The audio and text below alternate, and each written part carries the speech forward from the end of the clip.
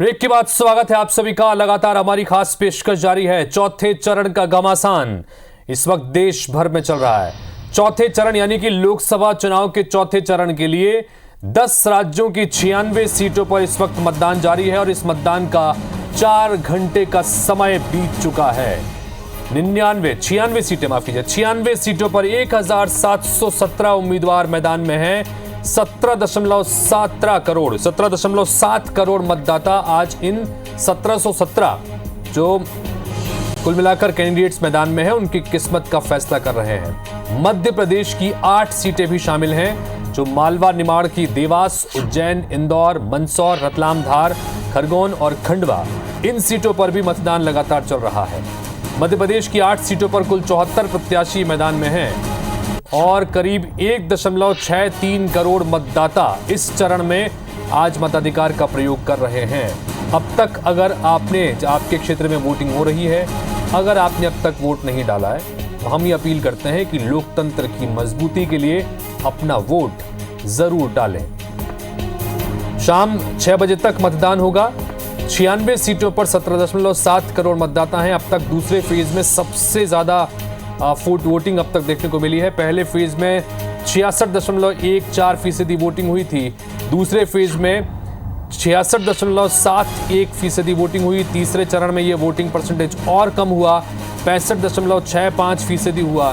तो ये जो एक चरण के साथ में वोटिंग परसेंटेज गिर रहा है, ये थोड़ी सी चिंता का सबब है। हालांकि दूसरे फेज में थोड़ी सी वोटिंग बढ़ी थी। इस बार क्या ये वोटिंग परसेंटेज पिछली बार के मुकाबले ज्यादा देखने को मिलता है, इस पर भी सबकी निगाहें टिकी। लेकिन सबके बीच 9 बजे तक का आंकड़ा आ गया। थोड़ी देर में हमारे पास में 11 बजे तक के आंकड़े भी आएंगे और ये 9 बजे तक के फिगर्स आपको स्क्रीन पर दिखा रहे हैं, जहां पर धार में 15.61%, इंदौर में सबसे कम वोटिंग अब तक हुई है, खंडवा में 14.68%, इंदौर में 11.48%, खरगोन में 15.35%, मंदसौर में भी 16 के ऊपर कुछ वोटिंग हुई है। इधर रतलाम में 13.73% वोटिंग परसेंटेज यहां पर कम देखने को मिल रहा है।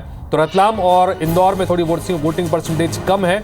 ओवरऑल मध्य प्रदेश की इन 8 सीटों पर करीब 15% वोटिंग हुई थी 9 बजे तक।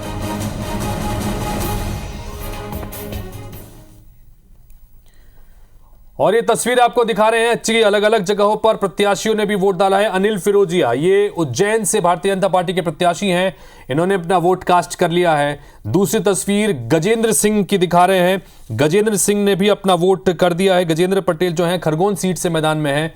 और इसी तरह से सावित्री ठाकुर ने भी अपना मतदान कर दिया है। धार जिले से इन्हें मैदान में उतारा है। धार सीट से सावित्री ठाकुर मैदान में है। महेंद्र सिंह सोलंकी देवास से वर्तमान के सांसद हैं भारतीय जनता पार्टी के, वो भी अपना वोट कास्ट कर चुके हैं। इसी तरह से जो अगली तस्वीर आपको दिखा रहे हैं, महेश परमार उज्जैन से कांग्रेस पार्टी के प्रत्याशी हैं, इन्होंने भी अपना वोट कर लिया है। और उसके अलावा पोरलाल खड़ते, आखिरी तस्वीर जो आपको दिखा रहे हैं, खरगोन के कांग्रेस पार्टी के प्रत्याशी हैं।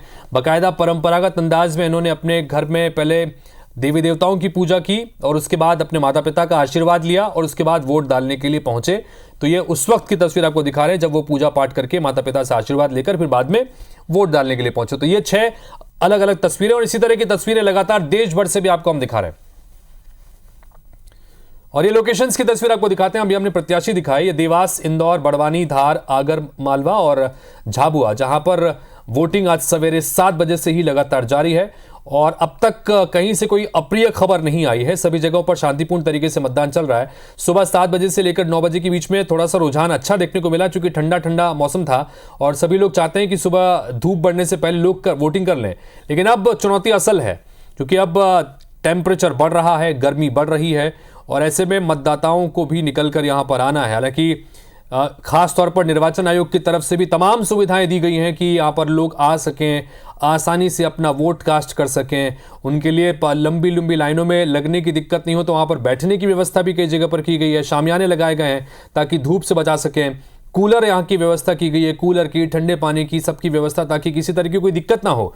दिव्यांगों के लिए, बुजुर्गों के लिए अलग से व्यवस्था हर पोलिंग बूथ पर की गई है। इस बीच देवास से एक बड़ी खबर मिल रही है, जहां पर वोटिंग में लापरवाही देखने को मिली है। केंद्रीय विद्यालय के केंद्र क्रमांक 69 में बड़ी लापरवाही सामने आई, जहां पर बिना पहचान के मुस्लिम वोटर से वोट डलवाने के आरोप लग रहे हैं। बुर्के की आड़ में मतदान कराने का आरोप लगा है। बिना चेहरा और बिना आईडी देखे ही वोट डलवा दिया गया। ये आरोप यहां पर लगाया जा रहा है। मतदान केंद्र में मौजूद मुस्लिम कर्मचारियों पर आरोप है कि उन्होंने बकायदा जिस तरह की पहचान होता है, अगर आप वोट डालने के लिए जाते हैं, आपने देखा भी होगा अक्सर कि पहले आपकी वोटर लिस्ट में जहां पर आपका नाम है उससे आपका मिलान होता है। जो पहचान पत्र आप साथ लेकर जाते हैं, उस पहचान पत्र में आपकी तस्वीर और आपको देखकर बकायदा पहचान की जाती है और उस पहचान के बाद फिर आप आगे बढ़ते हैं, अपना सिग्नेचर करते हैं और उसके बाद में आपको जाके मौका मिलता है बूथ में जाकर अपना वोट करने का। लेकिन यहां पर आरोप यह लग रहा है कि केंद्रीय विद्यालय क्रमांक के बूथ में एक जगह पर मतदान केंद्र में मुस्लिम वोटर्स जो आए, महिलाएं, उनकी कोई पहचान नहीं की गई। उनके चूंकि बुर्के पहने हुए थे, उनकी न पहचान की गई, न आईडी की चेक की गई और उनकी वोटिंग करवा दी गई।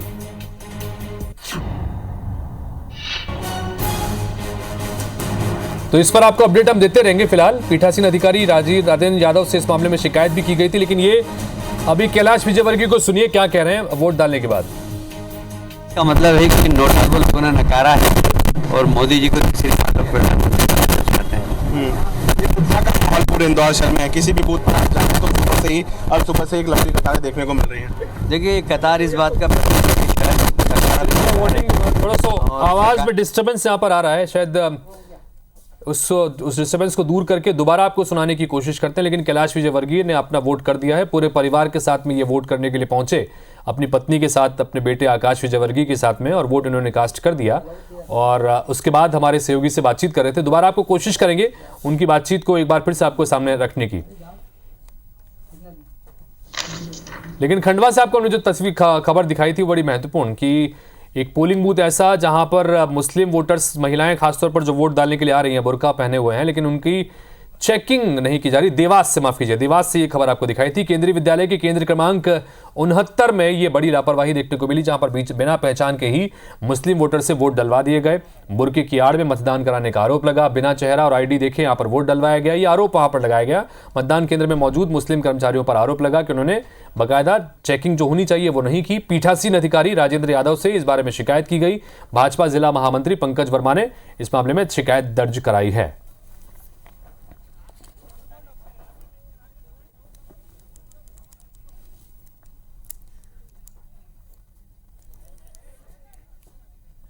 तो वहीं देवास से ही आपको बता रहे, देवास में एक जागरूक नागरिक होने की बेहद खूबसूरत तस्वीर भी निकल के सामने है। चूंकि हम लगातार इस तरह की तस्वीर आपको दिखाते रहते हैं।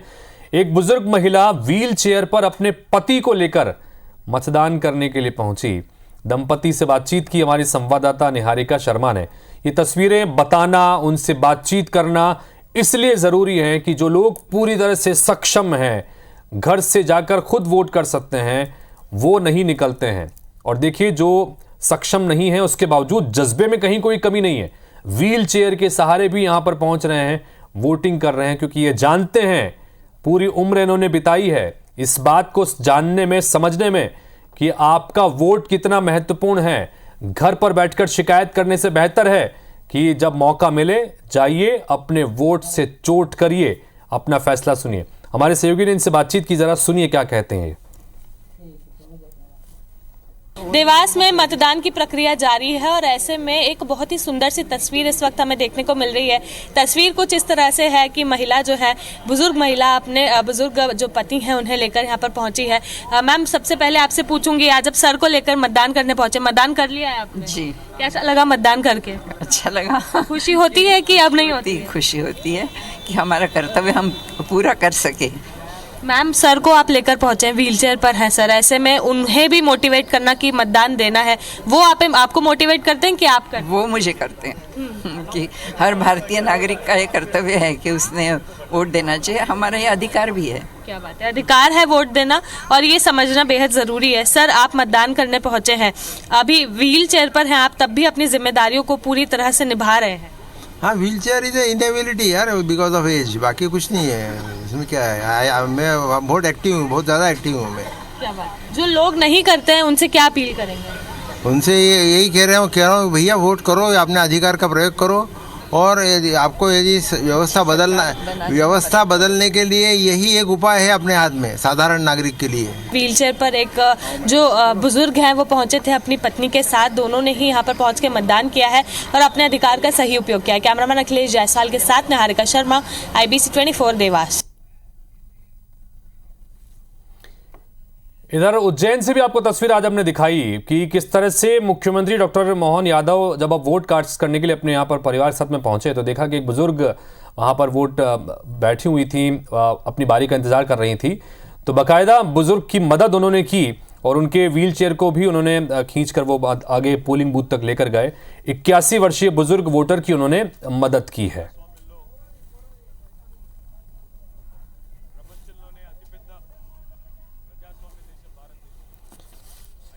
चलिए, इन सब के पीछे तस्वीरें बेहद खूबसूरत तस्वीरें हैं, वो लगातार आपको दिखा रहे हैं। और इन तस्वीरों को दिखाने के पीछे मकसद सिर्फ यही कि अगर आपने अब तक वोट नहीं किया है तो घरों से निकलें, अपना वोट जरूर कास्ट करें। देश भर की 96 सीटों पर इस वक्त चौथे चरण का मतदान चल रहा है। मध्य प्रदेश की 8 सीटें भी महत्वपूर्ण हैं और इस वक्त बातचीत करने के लिए हमारे साथ में अजय सिंह यादव जी जुड़ गए हैं, भारतीय जनता पार्टी के प्रवक्ता हैं। और साथ ही हमारे साथ में विनय सक्सेना जी जुड़ रहे हैं, जो कि पूर्व विधायक हैं, कांग्रेस पार्टी से हमारे साथ में हैं। आप दोनों का बहुत बहुत स्वागत है। अजय यादव जी, पहले जाना चाहेंगे आपसे, 8 सीटें मध्य प्रदेश की, 8 के 8 सीटों पर पिछली बार भारतीय जनता पार्टी का कब्जा था। इस बार फिर आप लोग दावा कर रहे हैं कि 8 के 8 हम जीत रहे हैं। क्या वजह इस दावों की?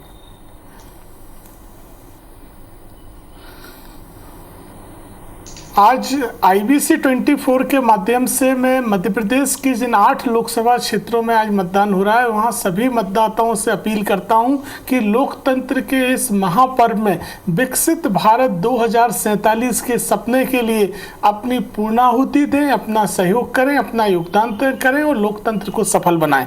आज जिस तरह से मध्य प्रदेश के आखिरी 8 सीटों पर मतदान हो रहा है, हम पूरी तरह निश्चिंत हैं। मध्य प्रदेश में सभी 29 सीटों पर भारतीय जनता पार्टी लंबे अंतर से चुनाव जीतने जा रही है और मालवा निमाड़ वैसे भी भारतीय जनता पार्टी का गढ़ है। चाहे विधानसभा चुनाव हो, चाहे लोकसभा चुनाव हो, लंबे अंतर से भारतीय जनता पार्टी को यहाँ लगातार जनता का आशीर्वाद मिलता रहा है। मध्य प्रदेश में जो मुद्दे हैं वो जनता ने देखे। एक तरफ कांग्रेस पार्टी जो जनता को एक मजबूत विपक्ष तक का विकल्प नहीं दे पा रही है। मध्य प्रदेश में 2 क्षेत्रों पे कांग्रेस और उनके इंडी गठबंधन के उम्मीदवार तक नहीं है और दूसरी तरफ भारतीय जनता पार्टी जो मध्य प्रदेश में मोहन यादव जी की सरकार और केंद्र में मोदी जी की 10 सालों की उपलब्धियां, और हमने जनता के सामने अपनी गारंटियों के आधार पर मत मांगा है। हमने जनता के सामने अपना रिपोर्ट कार्ड रखा है कि देश में 80 करोड़ गरीबों को राशन दिए तो मोदी जी ने, 4 करोड़ गरीबों को आवास दिए तो मोदी जी ने,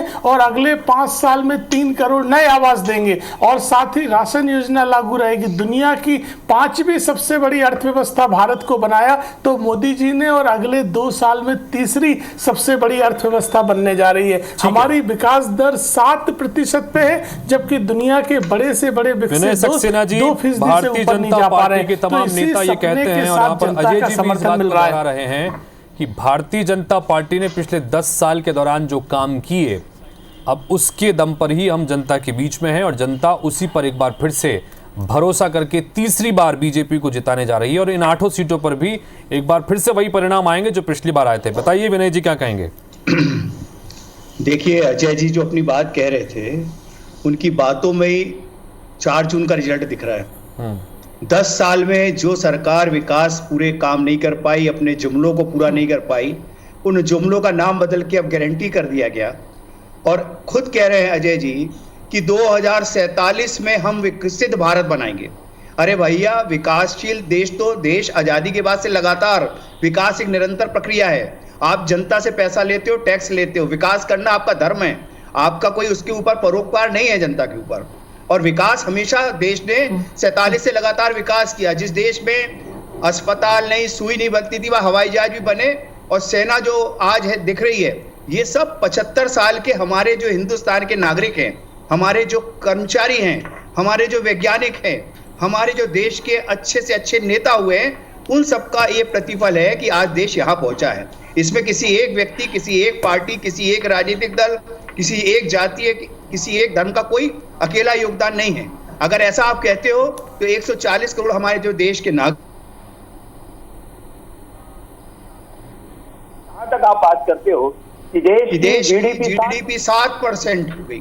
मैं आपसे पूछना चाहता हूं कि देश में बेरोजगारी कितनी घटी, देश में अत्याचार जो महिलाओं पे हो रहा है वो कितना घटे। आपने विनय देश के सक्सेना किसानों साहब अभी पे एक बात कही, आपने कहा, एक मिनट मेरी बात पूरी करें। हाँ, आपने कहा कि जो जुमले थे वही अब गारंटी में तब्दील हो गए हैं भारतीय जनता पार्टी के। मैं बोल रहा हूं, कौन सी मैं ऐसी यही बातें कहना हैं जो चाह आपको रहा लगता है कि पूरे नहीं किए, जो पहले जुमले थे अब इसको गारंटी बना दिया? थोड़ा तफसील से बताइएगा, फिर इसी पर मैं अजय जी के पास आता हूं। देखिए, बहुत सारे महत्वपूर्ण मुद्दे हैं। 2 करोड़ लोगों को रोजगार देंगे।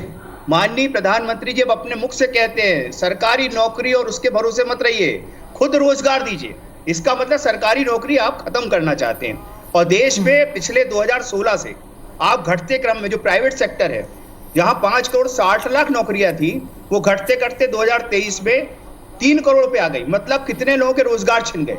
एक बात और है कि कोरोना के समय भी नौकरियां घटी, लेकिन उसके बाद विकास की अगर बात करें तो सिर्फ 7% की लॉलीपॉप देके आप बड़े बड़े आंकड़े पेश करके, बहुत झूठे आंकड़े पेश करके, बहुत झूठ बार बार बोल के, जोर जोर से बोल के और सच साबित करने का अगर जनता के ऊपर प्रयास करेंगे तो ये जनता ने। ठीक है अजय जी, आप लोग झूठे आंकड़ों को बड़े जोर शोर से प्रचारित करके जनता के सामने रख रहे हैं और जनता को भ्रम में डाल रहे हैं, ये उनका कहना है। अजय जी अपनी बात रखिएगा इस पर।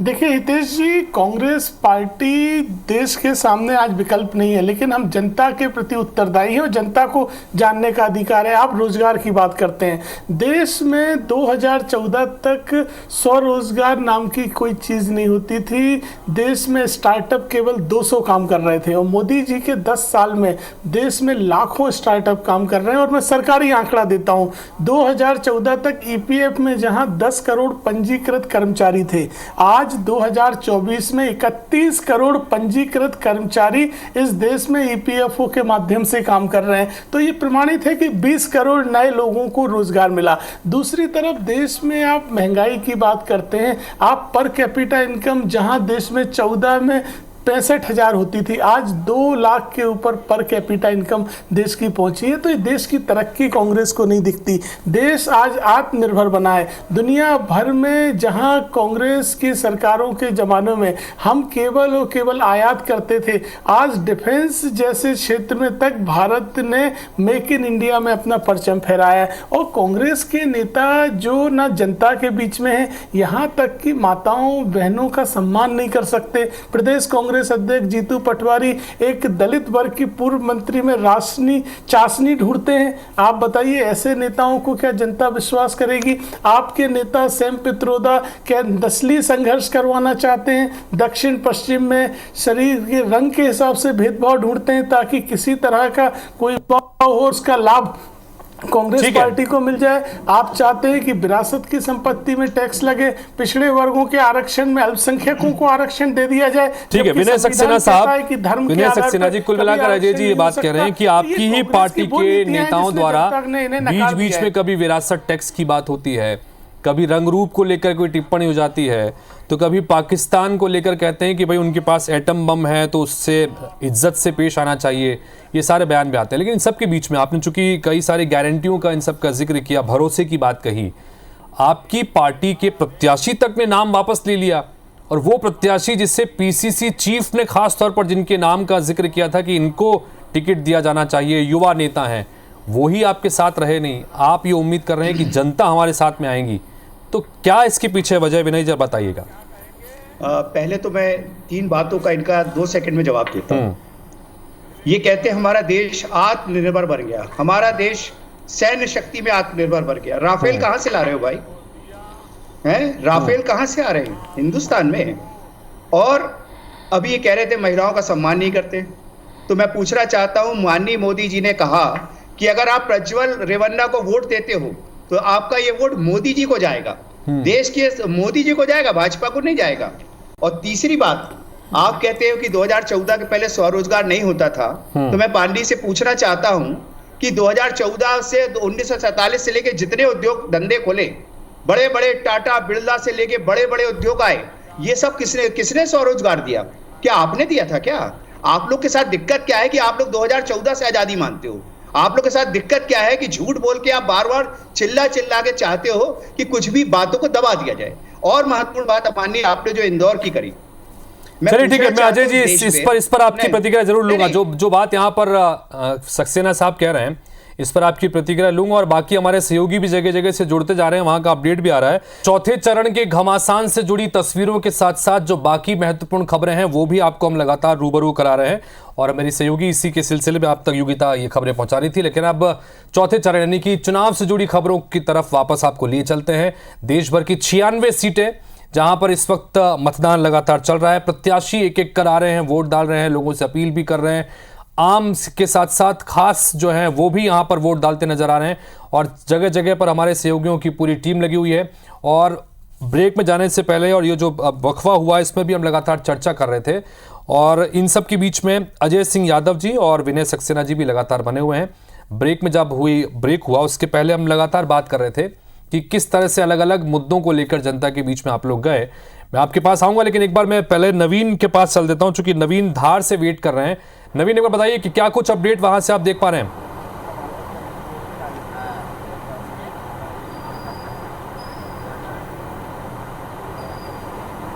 देखिए हितेश, पिछले 7 बजे से वोटिंग शुरू हो चुकी है और लगभग 4.5 घंटे का वक्त बीत चुका है और ठीक ठाक वोटिंग फिलहाल धार में लोकसभा में हो रही है। अब मैं तस्वीरें दिखाऊंगा। ये मैं इस वक्त टूरिस्ट प्लेस मांडू के एक बूथ पर खड़ा हूँ। आप तस्वीरें देखिए, 11:30 बजे का वक्त हो रहा है और अभी भी कतारें लगी हुई हैं, सभी वोट करने आ रहे हैं। और सबसे खास बात कि चूंकि मौसम बहुत साथ दे रहा है हितेश, और मेरे साथ फर्स्ट टाइम वोटर हैं, उनसे बात करते हैं। बेटा आप ये बताओ, आज लाइफ में फर्स्ट टाइम आपने वोट डाला है, कैसा फील कर रहे हो? बहुत अच्छा लगा हमको, वोट डाला फर्स्ट टाइम, तो बहुत बढ़िया है। क्या सोच के डाला है, किन मुद्दों को लेकर वोट किया है आज?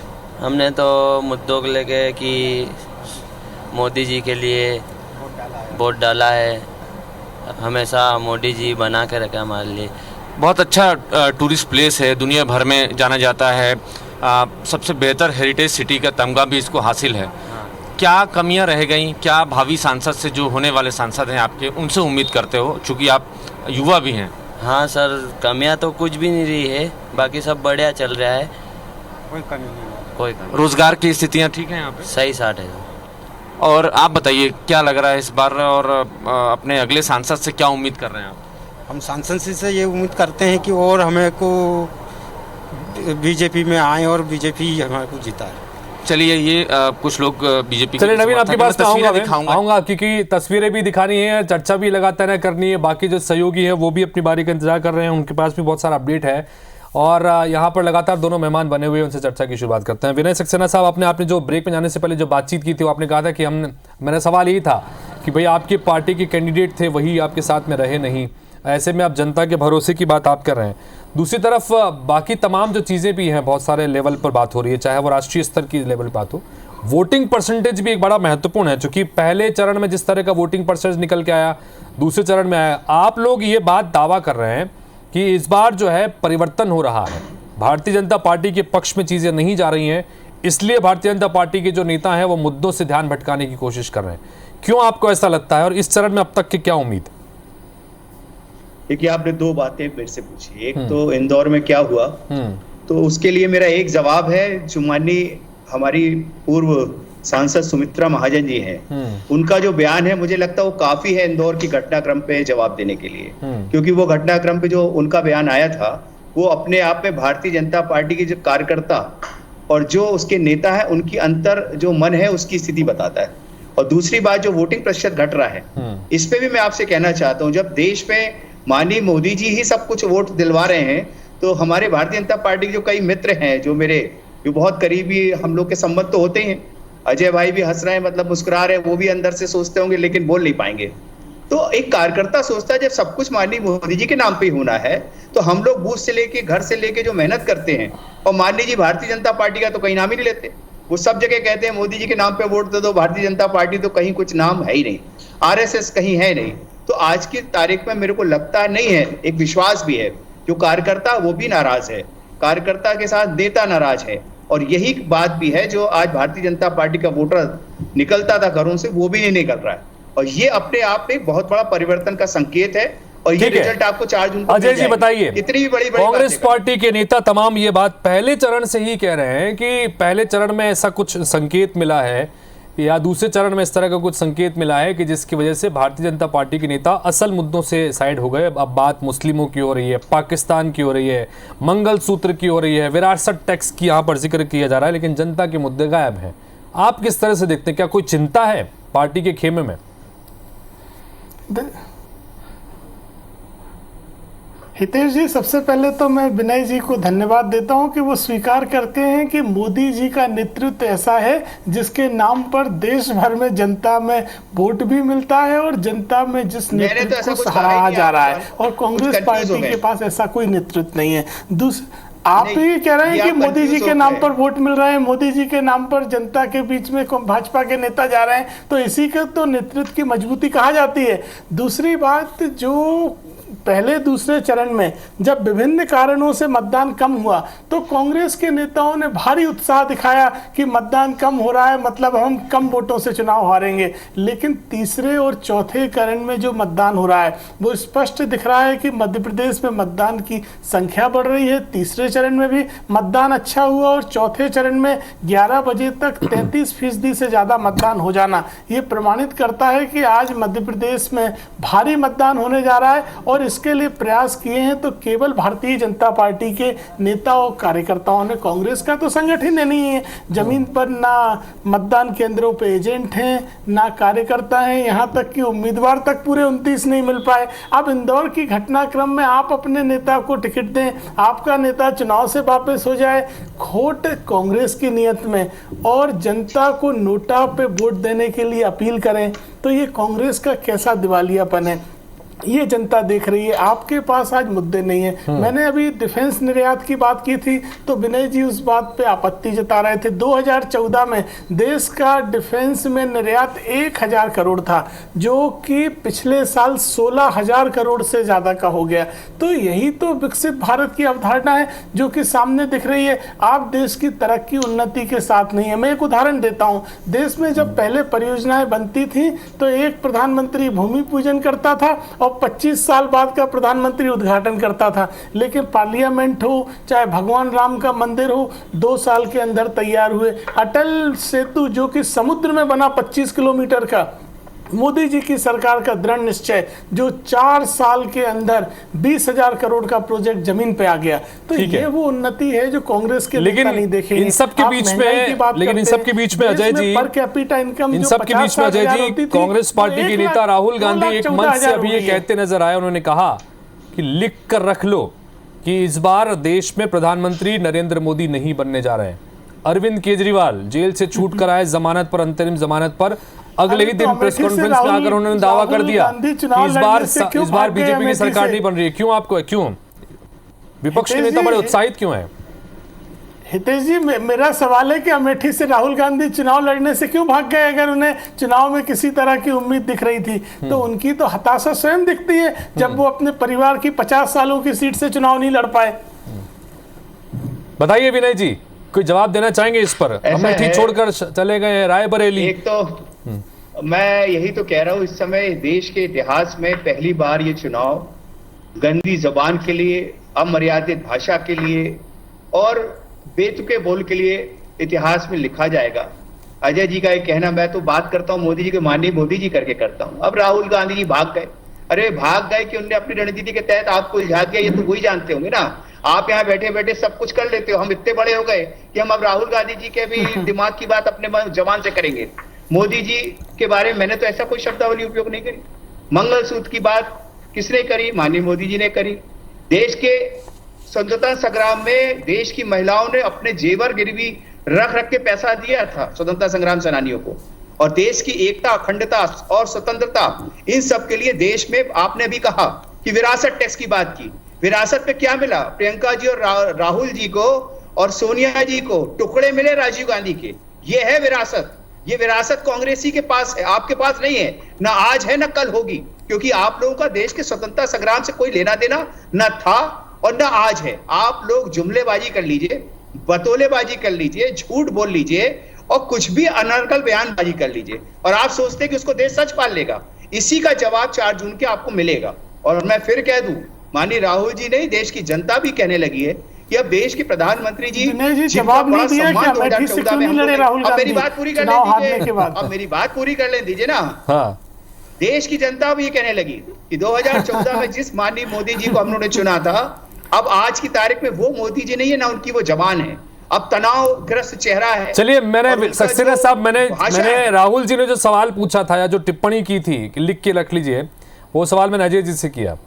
ठीक उसी वक्त प्रधानमंत्री नरेंद्र मोदी ने भी एक मंच से कहा कि कांग्रेस पार्टी अपने अब तक के सबसे कमजोर प्रदर्शन को करने जा रही है, पिछली बार जितनी आई थी उससे भी इस बार नीचे जा रहे हैं, वो ये भी कह रहे हैं। इस पर भी आपकी प्रतिक्रिया चाहूंगा मैं। परेशान है, दिन भर कांग्रेस का नाम लेते हैं माननीय मोदी जी।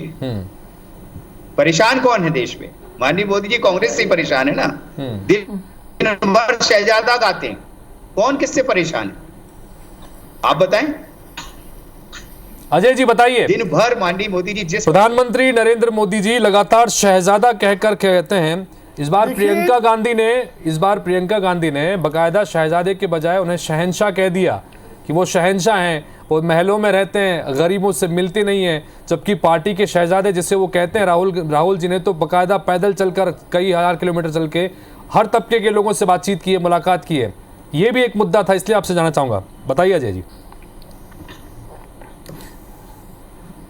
देखिए हितेश जी, राहुल गांधी जी की स्वीकार्यता तो उनके गठबंधन में नहीं है।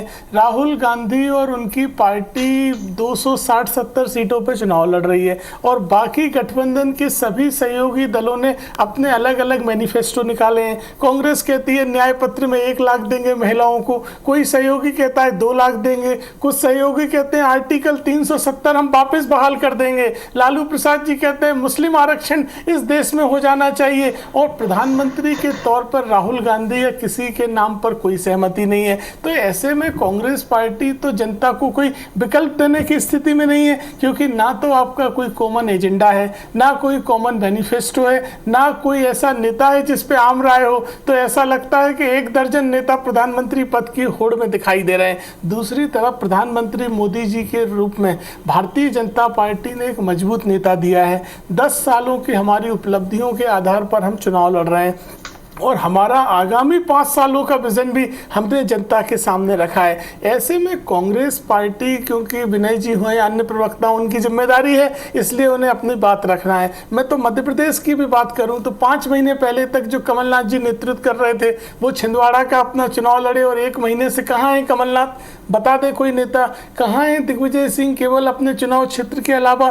तो और जीतू पटवारी जैसे नेता जो अमर्यादित टिप्पणी कर करके कांग्रेस को जनता के बीच में क्या संदेश देना चाहते हैं? ठीक है विनय जी, कांग्रेस पार्टी जो बात यहाँ पर अजय जी कह रहे हैं उसी से जुड़ा हुआ एक सवाल और मैं कर रहा हूँ, इस पर भी जवाब दीजिएगा। जो बात अजय जी ने कही उस पर भी ऐसा विकल्प जनता नहीं चुन सकती है। विनय जी, इन सब के बीच एक सवाल महत्वपूर्ण ये भी कि एक इंडिया गठबंधन बनाया गया जिसमें कई सारे दलों को एक मंच पर लाकर एक तरह से एकजुटता का संदेश देने की कोशिश की गई, लेकिन मध्य प्रदेश कांग्रेस में जिस तरह से दल बदल हुआ, इतने बड़े पैमाने पर आपके वर्तमान में जो प्रतिनिधि हैं, चाहे वो सांसद रहे हों, पूर्व सांसद रहे हों, पूर्व विधायक, वर्तमान विधायक, ये सब पार्टी छोड़कर जाते रहे। इतना दल बदल किसी और राज्य में देखने को नहीं मिला।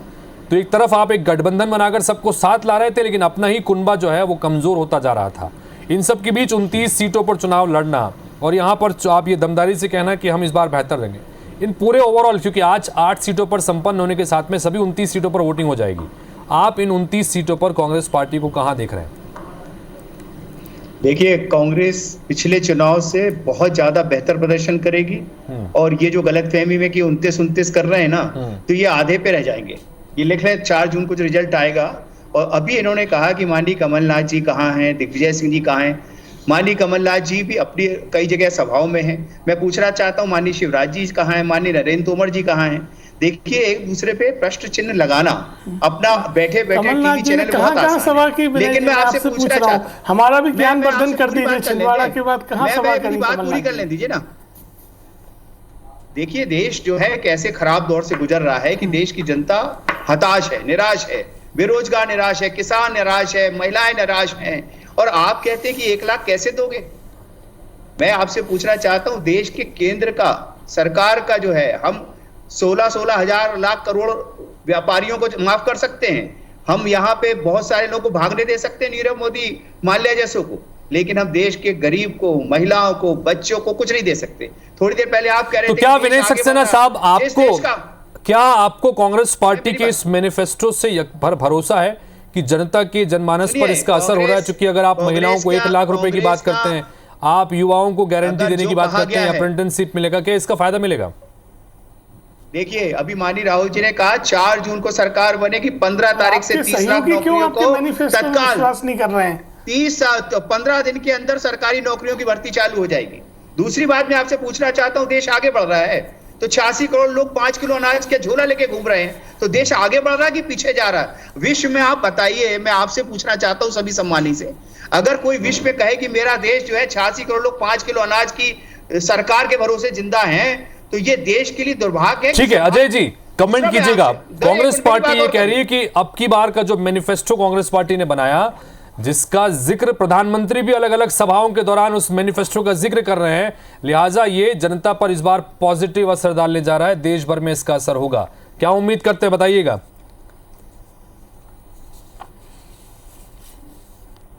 देखिए हितेश जी, मैंने आपसे पहले ही कहा था कि कांग्रेस के मैनिफेस्टो को तो उनके सहयोगी नहीं मान रहे हैं। राहुल गांधी यात्रा पे निकले, बंगाल से निकले, ममता बनर्जी ने इंडी गठबंधन छोड़ दिया, बिहार पहुंचे तो नीतीश कुमार ने छोड़ दिया, उत्तर प्रदेश पहुंचे तो अजीत सिंह ने छोड़ दिया, और सभी सहयोगी दलों ने अलग अलग मैनिफेस्टो जारी किया है। किसी भी सहयोगी दल ने कहा कि हम कांग्रेस के मैनिफेस्टो को समर्थन करते हैं, और कांग्रेस तो इतनी सीटें भी नहीं लड़ रही है कि उसकी अकेले की सरकार बनने की कोई संभावना हो।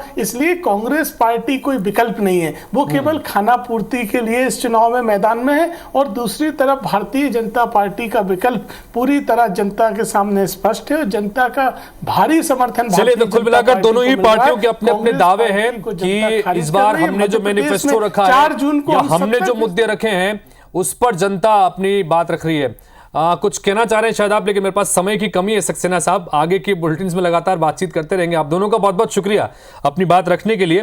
तो लगातार हम बता रहे हैं कि चौथे चरण में 10 राज्य और केंद्र शासित प्रदेशों की 96 सीटों पर इस वक्त मतदान लगातार चल रहा है। सुबह 7 बजे से वोटिंग शुरू हो चुकी है और अब करीब करीब 12 बजने को है। शाम 6 बजे तक वोटिंग चलेगी और हर सीट का पल पल का अपडेट आपके सामने हम लगातार रख रहे हैं। वोटिंग परसेंटेज भी लगातार आते जा रहे हैं। वोटिंग परसेंटेज क्या कहानी कहते हैं, जनता वहां पर वो बड़ी संख्या में जो निकल रही है, वो भी मध्य प्रदेश की 8 सीटों पर जहां पर वोटिंग चल रही है, वहां के नजारे भी। एक छोटे से ब्रेक के लिए रुक रहे हैं।